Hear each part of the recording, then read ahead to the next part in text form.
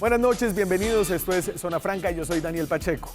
Desde el principio del proceso de paz, desde que inició incluso la negociación, este tema de la verdad sobre los crímenes de guerra de las FARC ha estado en el centro del debate alrededor del acuerdo aquí en Colombia.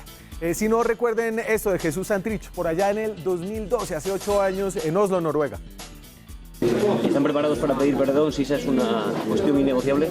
¿De qué dices, Santrich? Quizás. Se puede decir, y con muy buenas razones, que Santrich es un caso aparte, que nunca estuvo realmente comprometido con el proceso de paz. Pero incluso a los exguerrilleros que han dado muestras continuas, inequívocas, valientes de su compromiso con la paz, del abandono permanente de las armas, les ha costado en ocasiones trabajo eso del perdón. En nombre de las FAREP, ofrezco sinceramente perdón a todas las víctimas del conflicto por todo el dolor que hayamos podido causar en esta guerra. En ese momento se dijo que el perdón se pide, no se ofrece. El problema principal creo que tiene que ver con la percepción del país sobre los crímenes de la guerrilla y la manera como el ahora partido político está asumiendo su proceso de rendición de cuentas en la justicia transicional. Una tensión entre estos dos focos. Para la inmensa mayoría de colombianos es un hecho que no necesita ningún procedimiento judicial el que las FARC cometieron crímenes horrorosos, delitos sin nombre contra civiles inocentes, crímenes de guerra y crímenes de lesa humanidad, los secuestros, las tomas a pueblos que dejaron destruidos, el uso de armas no convencionales que terminaron con, por ejemplo, la masacre de Bojayá, el reclutamiento forzado de menores de edad, los ataques terroristas como el del Nogal. La lista sigue. Que esto pasó, que fue responsabilidad de esa guerrilla, está documentado en sentencias de la justicia ordinaria y está comprobado por la pérdida irreparable de miles de familias y de víctimas del conflicto, y está también grabado en la memoria de millones de colombianos que vivimos esos años. Pero como parte del acuerdo firmado por las FARC con el gobierno anterior, incluyó todo un sistema separado de justicia. Ellos, las FARC, parecen pensar que ahora se trata de una especie de borrón y de cuenta nueva, que los exguerrilleros tienen un derecho a una defensa que incluye el no estar obligados a autoincriminarse, no está en duda acá, pero que también tienen una responsabilidad con la verdad, sobre todo mientras ejercen en libertad en el Congreso y en la política, también es claro para el país. Por eso la tensión entre el avance lento de su defensa de la JEP y las expectativas de los colombianos. Unas expectativas con las que es fácil hacer política, como lo está haciendo, por ejemplo, el presidente de la República y su partido, el Centro Democrático. Mientras Duque no tiene problemas en ponerse los colores de los victimarios recientes de 10 bogotanos, estoy hablando de los colores de la Policía Nacional, en hechos que para los que vieron los videos son igual de claros a los crímenes de las FARC. En cambio, el presidente sí denuncia las jugarretas de la exguerrilla. Un doble estándar que muestra que la verdad para las víctimas sigue siendo más un discurso de dientes para afuera que un compromiso real. Y en el caso de las FARC esto es más grave, porque esa era la moneda, la verdad, la moneda de cambio para aceptar su sometimiento, para entender su libertad y para otorgar sus derechos políticos. Aquí arranca Zona Franca.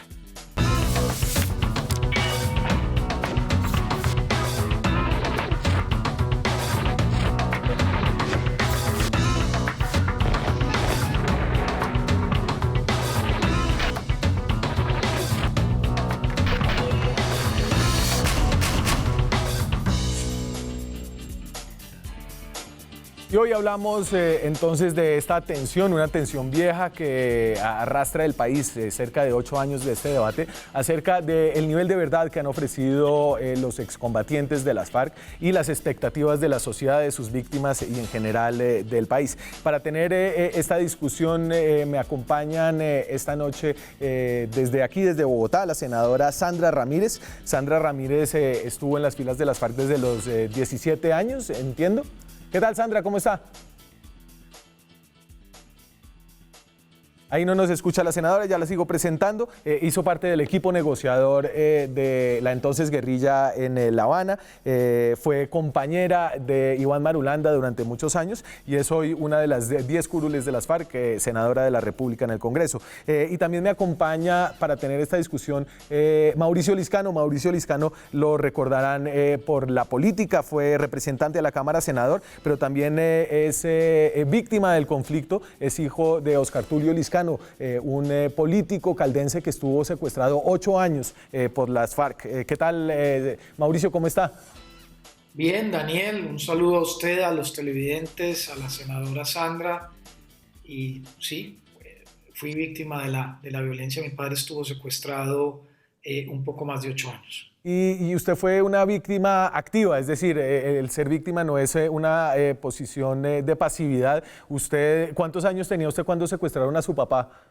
A mi papá cuando lo secuestraron yo tenía 19 años, no me había graduado de la universidad.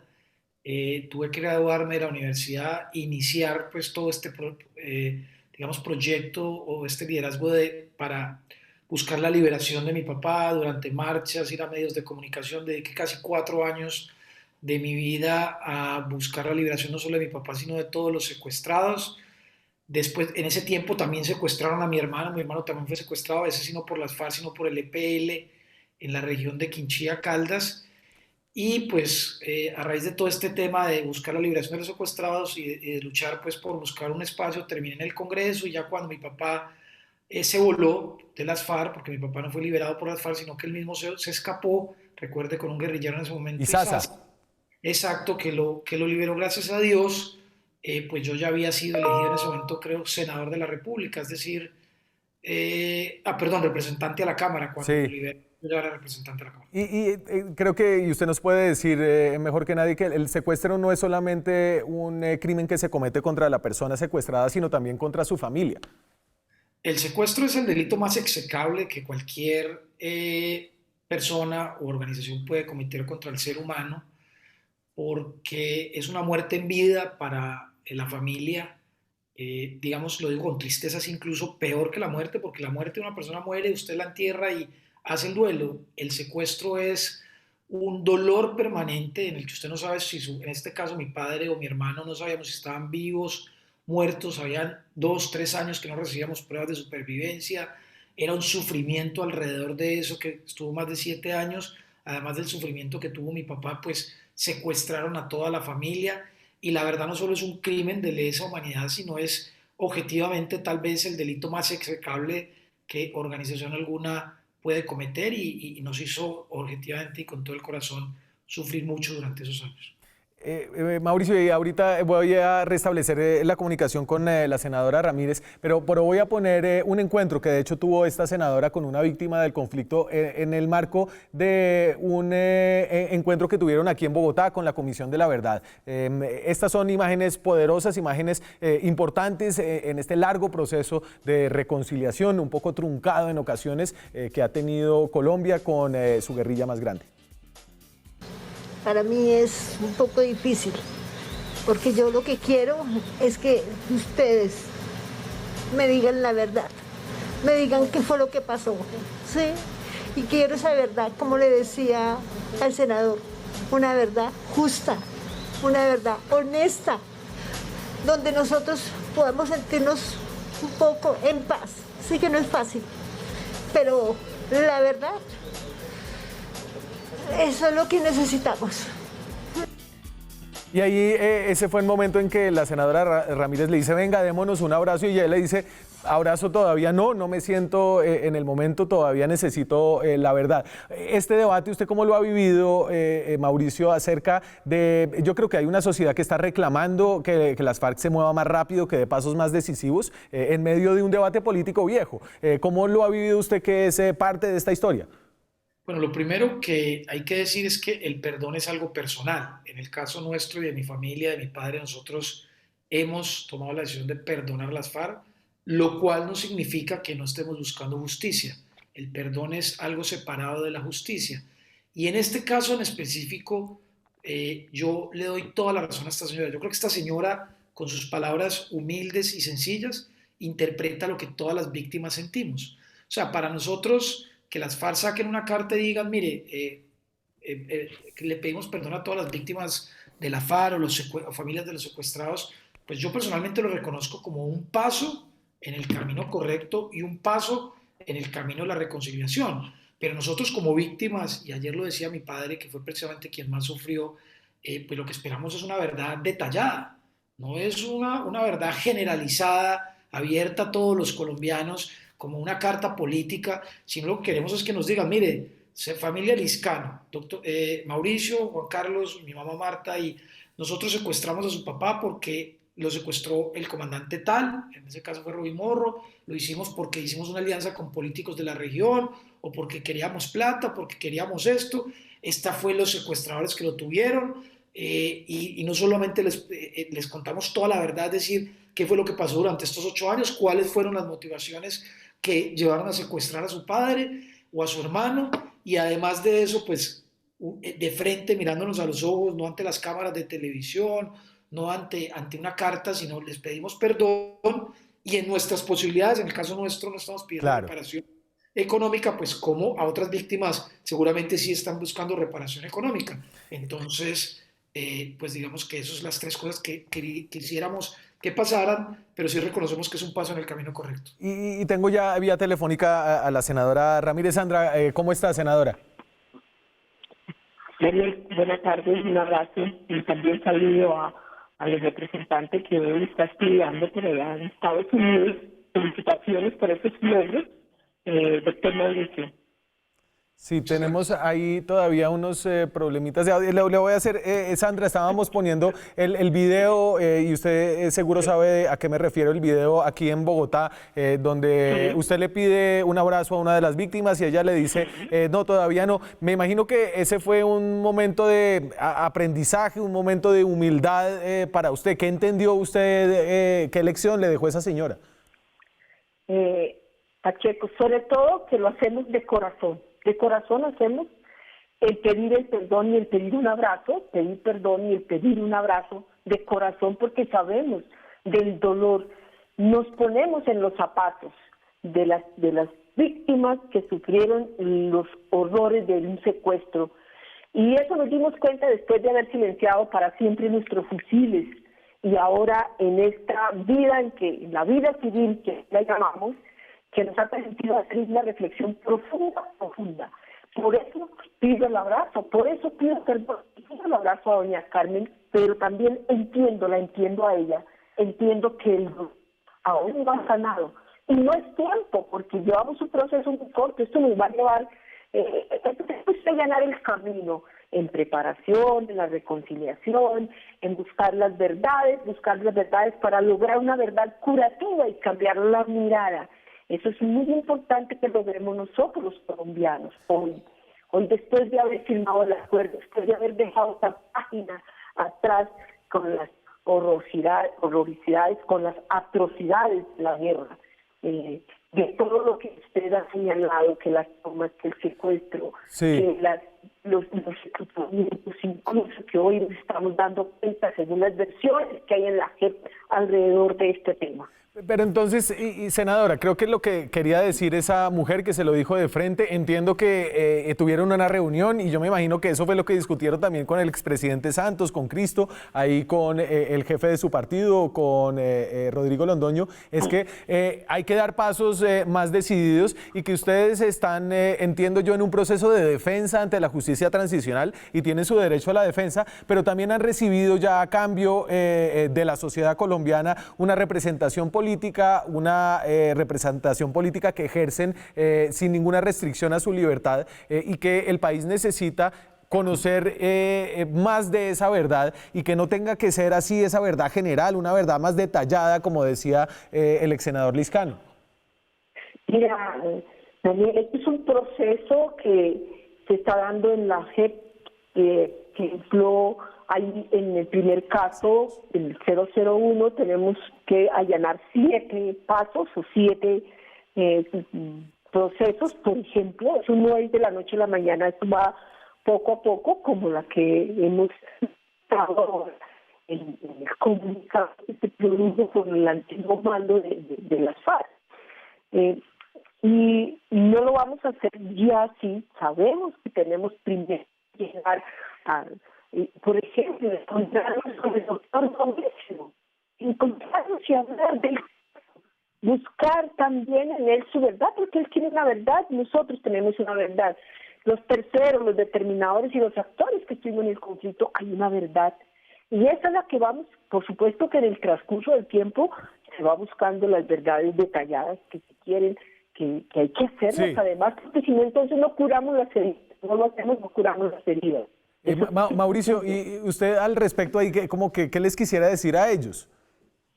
No, yo lo primero que quiero decir es que pues celebrar, digamos, en principio que tengan esa actitud. Quiero decirles que sí les ha faltado mucha velocidad y creo que los tiempos que las FARC manejaban en el monte, y lo viví yo cuando mi padre estaba secuestrado, son unos tiempos muy lentos, muy desconectados de la sociedad, porque en la selva pues el tiempo pasa diferente que en las ciudades. Y yo creo que ahora ellos que están en la civilidad y que hicieron el acuerdo de paz, gracias a Dios, pues tienen que entender un poco más los tiempos, porque los tiempos, digamos, son muy lentos muchas veces para las FARC pedir este tipo de acuerdos, y pasan muchas veces cuando ya hay suficiente presión sobre ellos. Pero además también yo les diría, y se lo diría a Sandra con todo respeto, y es, deben ellos entender también la forma de comunicarse con el país. Es que dan muchos mensajes, muchas veces arrogantes. Mire, por ejemplo, el caso del reclutamiento de niños o de violación de señoras. Mi papá estuvo secuestrado, a mí me contaba que la mitad de los guerrilleros que lo cuidaban eran menores de edad. Entonces, ¿cómo le niegan al país algo tan evidente como el reclutamiento de menores? Y yo creo que esos tiempos las FARC los tienen que sincronizar con la opinión y con la necesidad de las víctimas de saber la verdad, porque de lo contrario, pues el país no les va a creer. Además, el proceso de paz, quien le apostamos, puede fracasar, y eso requiere velocidades para ir contando la verdad detallada más rápidamente. Sí. Entonces, poco eso es lo que yo les diría. A propósito de eso, se filtraron algunas de las audiencias. Estas audiencias no son públicas. Voy a poner aquí, antes de irme a la pausa, esto que dijo Pastor Alape, que hacía parte del secretariado de esa guerrilla, que soy el encargado de su reincorporación. Dijo lo siguiente en esa audiencia, una audiencia reciente, a propósito de esto que decía Mauricio Liscano, del reclutamiento de menores. Sobre esas situaciones en particular no tengo ningún conocimiento, porque no hacía parte de la política de la organización. Por lo tanto, no tengo en los registros procedimientos de ese tipo. Vamos a hacer una breve pausa. Continuamos en un par de minutos después de comerciales. Quédense con nosotros. Seguimos en Zona Franca. Esta noche hablamos de que también están cumpliendo las FARC el acuerdo de paz, específicamente en el componente fundamental, el de dar verdad a las víctimas de los crímenes que sin duda cometieron a lo largo de este conflicto. Un avance, y así se ha catalogado, fue esta carta en la que dicen y reconocen que cometieron secuestros y se arrepienten de ello. Hoy día entendemos el dolor que les causamos a tantas familias, hijos, hijas, madres, padres, hermanos y amigos que vivieron un infierno esperando tener noticia de sus seres queridos, imaginando si estarían sanos y en qué condiciones estarían, siendo sometidos a seguir la vida lejos de sus afectos, de sus proyectos, de sus mundos. Les arrebatamos lo más preciado, su libertad y su dignidad. Podemos imaginar el dolor profundo y la angustia de los hijos e hijas de tantos secuestrados por la FARC-EP. Seguimos hablando con Mauricio Liscano, con la senadora Sandra Ramírez del partido FARC. Sandra, este fue un paso importante, pero es un paso que sigue siendo limitado. Y yo entiendo que hay expectativas de que ustedes digan la verdad de todo, pero ustedes parecen enfrentar este proceso un poco a cuentagotas. Entonces, ahorita viene un poco de verdad con el caso de los secuestrados, pero en cambio en el caso de los reclutamientos, y yo entiendo que ese es un caso separado en la JEP de menores de edad, la cosa no se ha movido y parece que entonces tendremos que esperar a que ustedes decidan que eso se moverá. Mira, Pacheco, en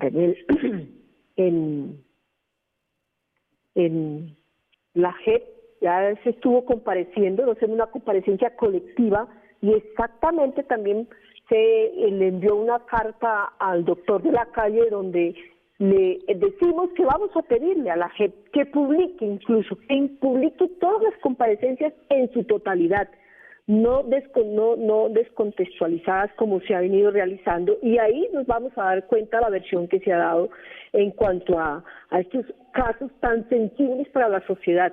Pero es que no solamente tenemos nosotros uno ni dos, son 7 casos abiertos, y por eso yo te digo que esto no puede ir a toda carrera, pero tampoco puede ir a toda carrera cuando el mismo gobierno nos tuvo paralizada en la JEP por casi un año con la reglamentación, con la ley estatutaria de la JEP, y para que la JEP enseguida de unas versiones completas de lo que fue el conflicto, responsabilidades, comparecencias, pues es muy pronto. Eso es que son 50 años de conflicto, y para que la JEP en un año o año y varios meses de las versiones que se necesitan de responsabilidades, pues sí me parece que se está haciendo es una presión muy fuerte hacia la jurisdicción.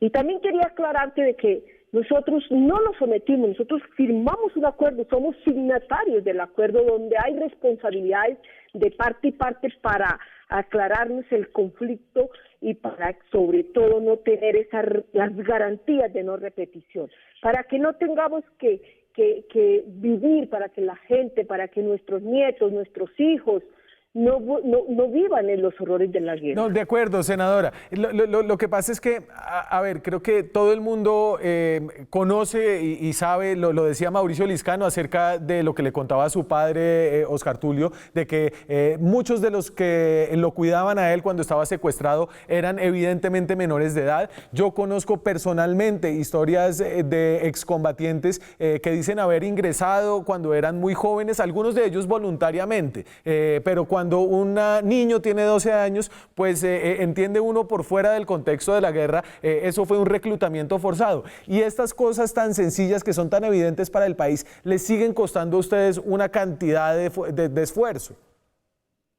Mira, Pacheco, nosotros no vamos a negar que seguramente sí se haya presentado y se hayan presentado al interior de la guerrilla, y no lo hemos negado por las circunstancias, muchas circunstancias de guerra, de las causas socioeconómicas del campo, el abandono del campo, que han llegado los menores a la guerrilla, ¿sí? Y en su momento, por ejemplo, a mí me interpretaron que soy una negacionista de este tema, pero es que es una cosa que te pregunten a usted que si habían menores, hasta nuestros hijos estuvieron ahí con nosotros, muchos hijos menores que nos tuvimos que llevarlos a la guerrilla por problemas de seguridad. Eso es muy diferente a, por ejemplo, que se diga que había una política, que es diferente. Ya cuando se tiene política, una política es diferente.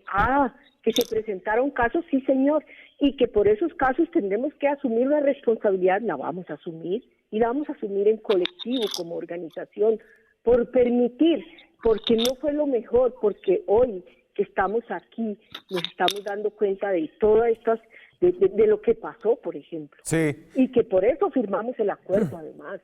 Firmamos el acuerdo exactamente. Mauricio, para que no se vuelvan a repetir ninguno de los hechos que su merced, ninguno de los 7 casos que tenemos hoy en la JEP por los que estamos compareciendo. Mauricio, ayúdeme ahí, y yo creo que esta es una conversación, Sandra, con Mauricio Liscano, sí, en la que hay una persona que es víctima de crímenes cometidos por ustedes, pero que es una persona que le ha apostado, que le apostó cuando fue presidente del Congreso, que cuando fue senador de la República, al acuerdo de paz. Y hoy estas personas están preocupadas, ¿o no, ex senador Liscano?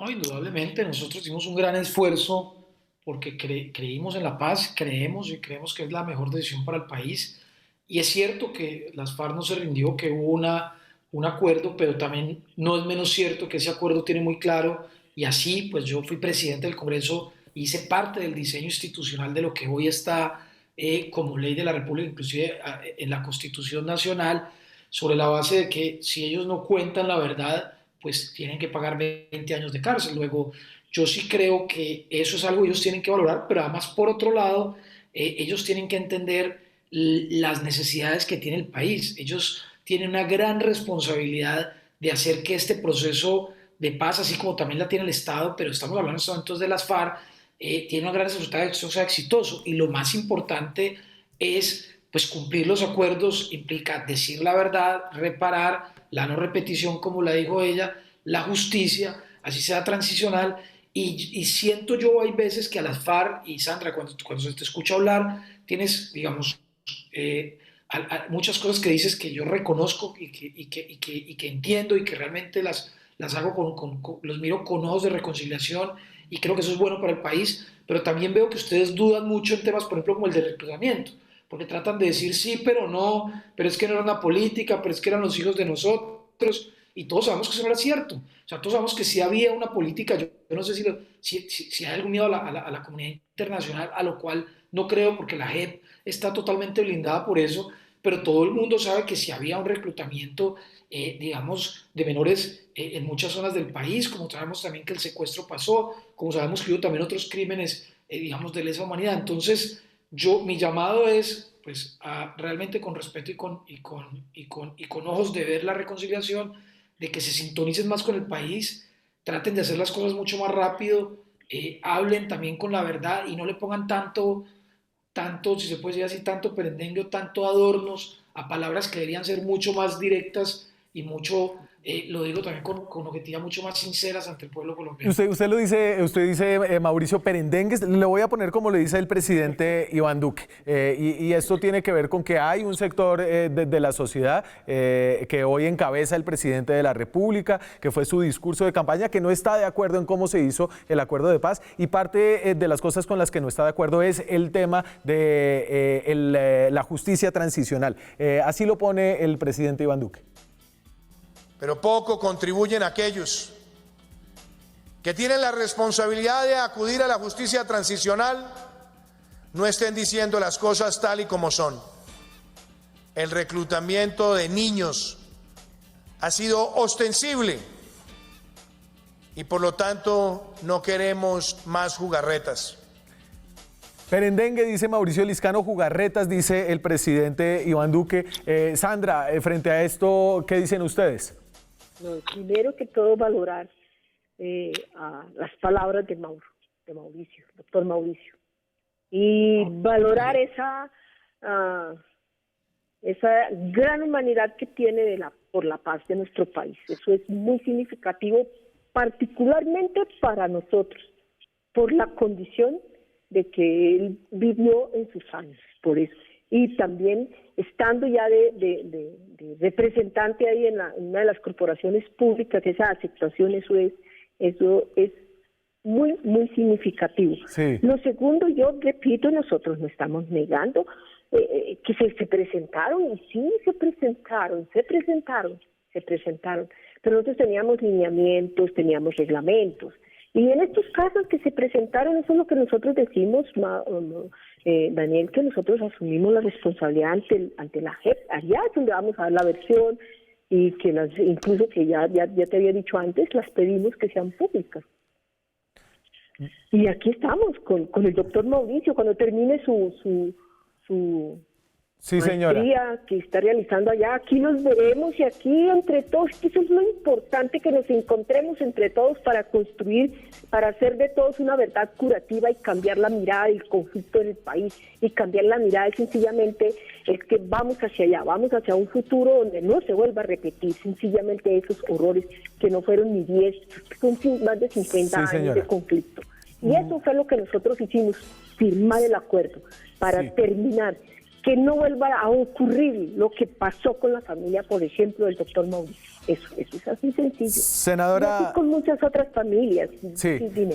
Senadora, muchas gracias por conectarse con nosotros, muchas gracias por venir a enfrentar estos debates. Creo que el mensaje aquí, y es lo que ha querido decir Mauricio Liscano, es ayúdennos a ayudarles, ayúdense y ayudemos a que esto salga adelante. Mauricio, muchas gracias por su tiempo esta noche, le agradezco mucho seguir en esta lucha de los familiares, de las víctimas de los crímenes más terribles de este conflicto armado. Ustedes, muchas gracias por la invitación. Nosotros, gracias, Daniel. Gracias, Sandra. Muchísimas gracias, felicitaciones y muchos éxitos. Nosotros seguimos aquí hablando de los detalles. ¿Por qué le ha tomado tanto tiempo a la guerrilla, a la exguerrilla? ¿Está haciendo las cosas según dicta el acuerdo? ¿Cómo funciona esta justicia transicional? Ya regresamos. Seguimos en Zona Franca, hablamos de la tensión renovada alrededor del acuerdo de paz, que en esta ocasión se centra alrededor de las responsabilidades de la exguerrilla, de las FARC, y no tanto de los incumplimientos del gobierno. Me conecto aquí en Bogotá con Mariana Casig. Mariana es abogada, es investigadora del Instituto para las Transiciones Integrales y es experta en este tema de la justicia transicional, que 4 años después de la firma del acuerdo, 2 años y medio después del comienzo de la JEP, todavía no entendemos y no terminamos de entender aquí en Colombia. ¿Qué tal, Mariana? ¿Cómo está? Hola, Daniel, muy bien, muchas gracias. Un saludo a todos y todas. Gracias por la invitación. No, a usted muchas gracias. Y aquí volvemos. Mariana, voy a poner los casos abiertos aquí en pantalla, los casos abiertos por la JEP, para que la gente empiece a entender que la JEP no investiga todo al mismo tiempo, sino que tiene ciertos casos. El primer caso es el de retención ilegal de personas por parte de las FARC-EP. Ahí hay 2.107 víctimas acreditadas. El segundo es el que prioriza la situación territorial de Ricaurte, Tumaco, Barbacoa, Nariño, 84.000 muertes ilegalmente presentadas como bajas en combate por agentes del Estado, 220 versiones presentadas, son 7 casos en total. Situación territorial de la región de Urabá, la priorización de la situación territorial de la región norte del Cauca y sur del Valle del Cauca, el reclutamiento y utilización de niños en el conflicto armado, el 7, y la victimización de miembros de la Unión Patriótica, que ya tiene 6 informes entregados. Entonces, creo que la guerrilla, la exguerrilla tiene muy claro que esos son sus casos, ellos van uno por uno y el país quiere como verdad sobre todo, quiere reconocimiento sobre todo. Ayúdeme a entender por qué esto ha ido como graneadito. Sí, bueno, lo que pasa es que estamos hablando de un proceso judicial y no solamente un proceso judicial, estamos hablando de un gran esquema que se crea en donde también acompaña la Comisión de la Verdad y la Unidad de Búsqueda. Entonces, es todo un andamiaje. Entonces, esto es todo un andamiaje que es bastante complejo, pero el punto, y si quieres nos concentramos en lo que está pasando en la JEP y cuáles son las expectativas y qué está pasando con los tiempos. Lo cierto es que la JEP, la jurisdicción, lo que debe hacer es concentrarse en dar respuesta por investigar y juzgar a los más responsables por los crímenes más graves. Y estos deben a su vez responder como contribuyendo, reconociendo la verdad, reconociendo responsabilidad, reparando a las víctimas, y si no hacen todo esto que deben hacer, pues no reciben los beneficios. Pero más allá de que sea entonces un esquema de justicia transicional y que sea algo diferente a lo que estamos familiarizados todos, en donde vemos el juez, el que se defiende. Ahí tenemos un problemita, estamos ya ahí cuadrando. Ahí Mariana, ¿ahí puede continuar? Tenemos el eco. Pero me estoy oyendo a mí misma. Ok. Entonces, sí, hágale. Perdón. Odio la virtualidad. Entonces, acá lo que está pasando es que estamos en un proceso judicial, que por supuesto toma tiempo, pero que de todas maneras tiene unos tiempos establecidos y que las personas que comparecen ante ella y que quieren acudir o acceder a los beneficios tienen que cumplir con unas condiciones. Esto no puede seguir infinito ni está contemplado de esta manera y tienen que cumplir con unos requisitos. Entonces, este proceso empieza y supongo que de eso querías hablar, Daniel. Este proceso tiene que empezar con unas audiencias que son unas audiencias reservadas que se conocen como las versiones voluntarias, en donde las personas que han cometido delitos, que han causado daños en el marco del conflicto, tienen que ir y reconocer qué han hecho, cómo lo han hecho, por qué lo hicieron, en el marco de qué, y reconocer, digamos, su responsabilidad y la verdad en torno de todas las conductas cometidas. Y entonces, a ver, la pregunta es, las FARC en esta versión un poco a cuentagotas de su verdad, ¿están básicamente cumpliendo sus obligaciones frente a la JEP y no están fuera de los parámetros que deberían tener? Y eso es importante que la gente lo sepa, o la JEP sí está brava porque las FARC no están haciendo todo lo que deberían estar haciendo.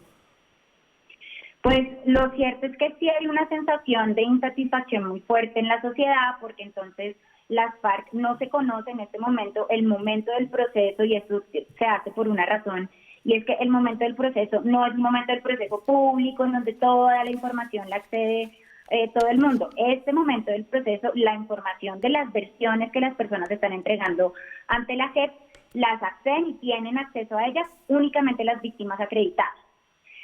Y esto tiene una razón de ser, y es porque este sistema de justicia pues no es solamente venga, dígame usted qué hizo y yo lo meto a la cárcel, sino este sistema de justicia también tiene unos objetivos de justicia restaurativa, que es básicamente yo no solamente busco retribuir y que ojo por ojo, diente por diente, sino por el contrario, yo reconozco que estamos tratando de superar un conflicto armado, y además de administrar justicia, yo busco la reconstrucción del tejido social. Entonces, estas primeras, digamos, versiones son versiones que no son abiertas al público, pero que sí están abiertas a las víctimas. En este momento hay más de 2.100 víctimas acreditadas en el caso de secuestro solamente. Y lo mismo sucede con las versiones de los miembros de la fuerza pública, es decir, ¿aquí hay una igualdad total o hay diferentes condiciones? ¿Cómo? ¿Funciona igual para los casos de las audiencias de la fuerza pública? Porque hemos visto que algunas de esas audiencias, en cambio, sí han sido públicas y conocemos más de ellas. Sí, funciona igual esto es una norma general del proceso. De hecho, las versiones, las más de 200 versiones que se han entregado en el marco del caso del caso de falsos positivos, en donde pues principalmente, por supuesto, acuden los miembros de la fuerza pública, también son reservadas. Y también quien accede a esa información son las víctimas. Se han filtrado algunas cosas, cosa que no debió pasar, pero eso no quiere decir que sea la lógica del proceso. Ok. Mariana, voy a hacer una breve pausa comercial y seguimos esta conversación en un par de minutos. Ya regresamos. ¿Qué tan bien están cumpliendo sus responsabilidades frente al acuerdo de paz la exguerrilla de las FARC, sobre todo en su componente de entregar verdad a las víctimas del conflicto y en general a la sociedad colombiana? Todos hemos estado involucrados en este conflicto armado, obviamente algunos de maneras más dolorosas que otras. ¿Qué dice el acuerdo de paz? Y aquí saco uno de los párrafos importantes acerca de la condicionalidad de la verdad. En el punto 5, acuerdo sobre las víctimas del conflicto. Las sanciones ordinarias que se impondrán cuando no exista reconocimiento de verdad y responsabilidad cumplirán las funciones previstas en las normas penales. En todo caso, la privación efectiva de la libertad no será inferior a 15 años ni superior a 20 en el caso de conductas muy graves. Estamos hablando con Mariana Casige, es experta en justicia transicional, trabaja en el Instituto para las Transiciones Integrales. Y entonces, a veces en estos casos, cuando en una entrevista tal vez algunos de los miembros de la exguerrilla dicen, no, es que el reclutamiento nunca fue una política de nuestra organización, y la gente dice, está negando el reclutamiento, y otros dicen, pues que le metan cárcel. Así no funciona, no funciona tan rápido la cosa. Pues es que lo cierto, Daniel, es que el proceso judicial no sucede en el Congreso ni a través de los medios de comunicación. Este proceso sucede ante la JEP y se debe surtir de acuerdo con los procedimientos, las formas y los tiempos que se plantea. Ahora bien, el proceso judicial exige no solamente que el reconocimiento sea un reconocimiento que puede ser colectivo, que lo vimos, el tema de la declaración de las FARC de esta semana, que es supremamente importante con respecto del caso de secuestro, y que ya hablaban antes de mi entrada, que esto es un paso muy importante hacia la dirección correcta. Esto está muy bien, pero como tú decías, este proceso es un proceso que está muy condicionado, y que la persona que no cumpla con unos deberes mínimos de reconocer verdad de manera detallada, completa, exhaustiva, esa persona no va a poder acceder a los beneficios, ¿Por qué? Porque no está cumpliendo con las condiciones. Y las condiciones no se cumplen en el Congreso ni de manera colectiva. Claro. Las condiciones se cumplen en las instancias que se crean para esto y de manera individual. Está muy bien si la organización quiere reconocer, pero también tienen que responder cada uno de los responsables. Es decir, y entonces el argumento de ellos de será una verdad colectiva, eso finalmente cuando llegue el momento en la JEP tendrá que ser individualizadas las responsabilidades. Eso es importante saberlo, Mariana. ¿Usted cree que aquí estamos viviendo un momento de tensión por fallas en el diseño del acuerdo, por fallas en la ejecución misma del proceso de justicia transicional en la JEP, por fallas en la comprensión del momento político de las FARC? ¿Qué cree usted ahí? Pues Daniel, yo creo que estamos viviendo unos desafíos que son propios de cualquier escenario que está tratando de superar un conflicto, y es que además no es fácil que nadie quiera reconocer que cometió unos delitos atroces y que causó tanto daño. Entonces, más allá de si es esto o lo otro, tenemos que reconocer que esto es un desafío muy propio de cualquier contexto de transición y que además en Colombia se hace aún más evidente porque estamos altamente divididos y que las exigencias y las demandas son altísimas y son para allá. Pero también es cierto que esta justicia entra a mirar una cantidad de delitos horribles. Después de tantos años de guerra, tantas atrocidades cometidas, tenemos más de 9 millones de víctimas registradas, y la justicia debe entrar y debe garantizar que al menos estén mirando a los más responsables y por los crímenes más graves. Y sobre eso, la JEP debe exigir cumplimiento de las condiciones. Acá no hay que si quieren o no quieren reconocer o si lo quieren hacer de manera colectiva. El proceso judicial, y no va a ser en años, porque si bien un proceso judicial es demorado, ellos tienen unos tiempos, y si no quieren reconocer de la manera en la que deben reconocerlo y también de manera individual, van a perder los beneficios. Entonces, hay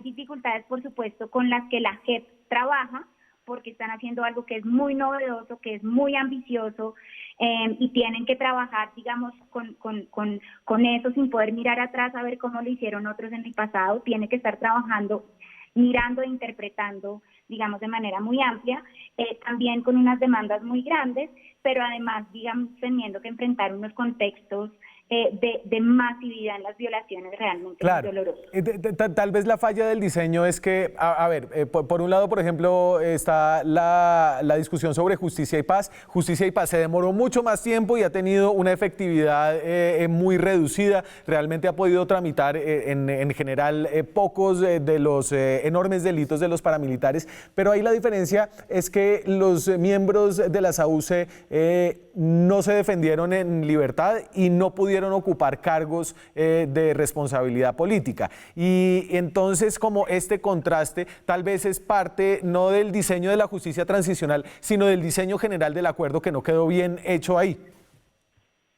Sí, pues yo creo que tocas un punto muy importante, aunque yo personalmente no sería tan crítica con justicia y paz. Creo que sí ha esclarecido muchas verdades y nos ha mostrado cuáles eran las técnicas atroces y las herramientas de guerra que tenía el fenómeno paramilitar.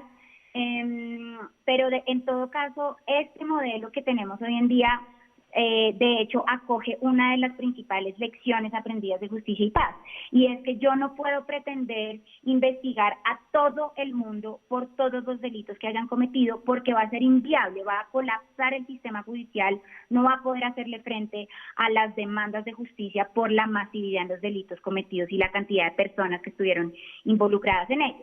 Después de 7 años, Daniel, después de 7 años de justicia y paz, se tenían 14 sentencias y ninguna de esas sentencias se dirigía o condenaba a personas que a la vez fuesen máximos responsables y partícipes determinados. Entonces, lo que hace la JEP es decir, no, un segundo, no podemos hacer eso, y por eso es que se abren estos macrocasos. Sí. Los macrocasos, uno dice, no, son 7, pero es que no son 7 casos.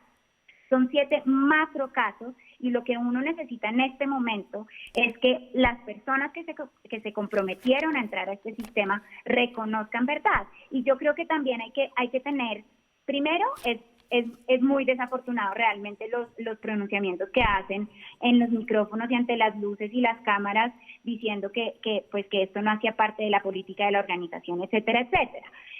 Cuando realmente deberían dejar, y por otro lado se está avanzando un proceso judicial, dejar que esto avance y se haga.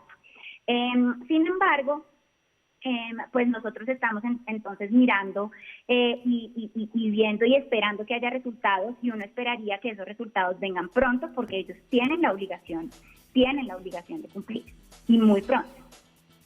Pues Mariana, y creo que aquí terminamos en lo que hemos terminado muchas veces cuando hablamos de la JEP, y es que hay que tener paciencia, y eso es obviamente algo difícil para las víctimas, sobre todo cuando estos procesos tienen tantas instancias donde, y según cuentan ellas mismas, hay momentos de revictimización, pero pues finalmente así se fue esta vaina, a menos de que le empecemos a meter la mano a mitad de camino. Sí, por supuesto, es que además si estamos viendo el proceso de paz en general, pues este no era un proceso de paz con paramilitares, este era un proceso de paz con un grupo rebelde, y que la idea y la perspectiva y el objetivo era transformarlos de unos actores armados a unos actores políticos. Y eso implicaba que la sociedad viera y se comprometiera y entendiera que esto era necesario para la construcción de paz. Ahora bien, que esa participación en la política no podía ser en perjuicio de las víctimas, y por eso la creación de todo este andamiaje, y por eso la condicionalidad que tú ya leías al principio de esta sección. Sí. Mariana Casig es investigadora del Instituto para las Transiciones Integrales. Muchas gracias, Mariana, por sus opiniones esta noche. Daniela, a ustedes por la invitación. A nosotros se nos acabó el tiempo. Nos vemos con ustedes otra vez mañana con más periodismo, más debate, más opinión. Chao.